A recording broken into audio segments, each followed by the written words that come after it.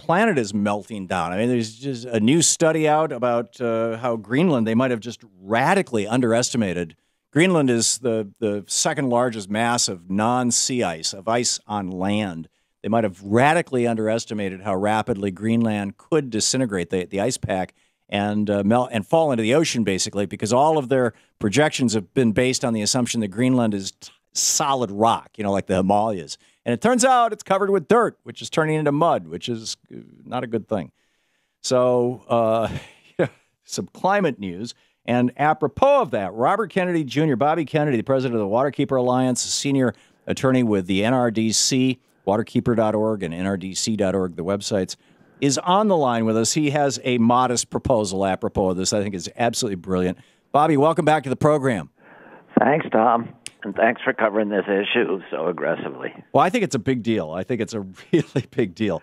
And that's like, this stuff about Greenland that is emerging now is really frightening. If you look at how at the potential economic impacts on this country, and I don't know if you saw that really extraordinary article this weekend in the New York Times about the lawsuit and the legal struggles in the state of Louisiana, which is really it's an extraordinary comment on Louisiana, which is just an oil petrocracy with no democracy left, and what the oil industry has gotten away with in this incredible lawsuit. They're losing a football acre of land a minute, right? And it's all, the oil industry acknowledges that 36% of the loss is because of the industry.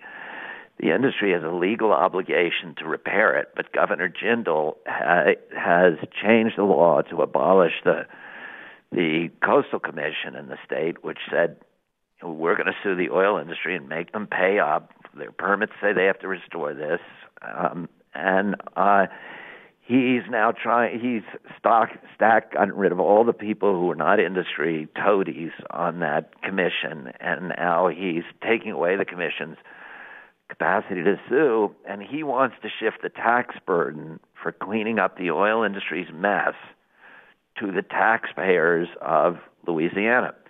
So this is, these anti-tax republic, they claim to be anti-tax, but when the oil industry has to clean up its mess, it would rather have the oil industry just pocket that money and put unfunded mandates on the backs of the poor people of Louisiana to pay up the oil industry's mess. And it just exposes the corruption and the hypocrisy of these, of the modern Republican Party, that this is not about conservatism. It's about corporate domination, plain and simple. Yeah, absolutely. And apropos of that, you're suggesting that we approach these corporations head on with a remedy that was fairly common in the 19th century. Prior to the 1880s, an average of 2,000 companies a year in the United States lost their right to do business, got the corporate death penalty. After the chartermonger era, where John Rockefeller challenged that in the 1890s, and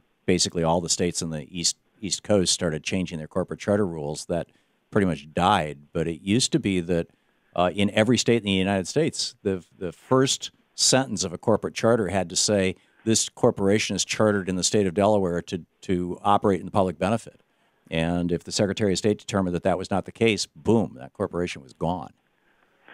So, because you and I talked about this a couple of days ago when my article came out, and you know more about that history than I do, and I love listening to your show because of this encyclopedic grasp you have about the history of this corporate domination. And I particularly in the Gilded Age in the 1880s and 1890s, when you had this apocalyptical struggle between the populist movement, the progressive movement, the muckraking journalists, and Teddy Roosevelt.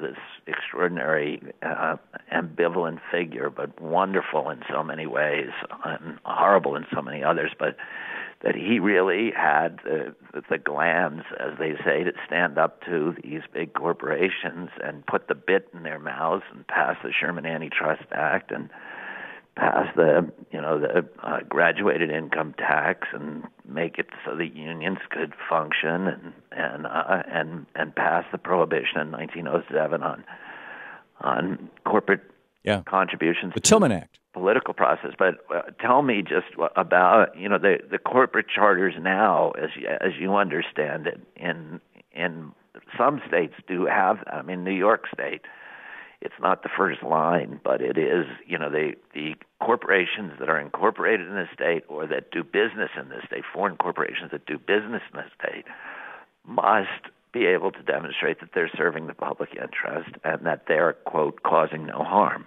end quote. And therefore, you can call on the AG or the Secretary of State or both to pull those corporate charters. Right. If it's and they have tremendous discretion. The courts have said it's really up to them. So it's not like a jury trial where you have to, prove by the preponderance of the evidence or by,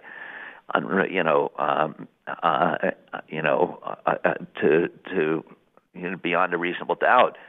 It's just really the opinion of the Attorney General. If the Attorney General says this corporation is not serving the public interest, he basically has wide discretion to lift their charters. And ironically, the last time that this happened in a big way was in 1998 by a Republican, really a right-wing Republican, Dennis Vacco, who at that time was like a scary right-wing Republican. They've pushed the definition a long way since then. But Dennis Vacco, who was our Attorney General in New York State, went after the tobacco front groups, particularly the Tobacco Institute, but a number of other ones. And you know the history of the Tobacco Institute, which was started by Brown and Williams and the other big tobacco companies, and they assembled this menagerie of biostitutes and tobacco scientists and these corrupt press flacks and these kind of evil geniuses. I call it a snake pit for sociopaths, and their job was, it's portrayed sarcastically in Chris Buckley's movie Thank You for Smoking, but that's really what it was. It was people who just knew that their job was to lie to the public and now they're doing this with oil. Same people. Tobacco is an industry that functioned for 60 years because of the Tobacco Institute. It was the shield that was created.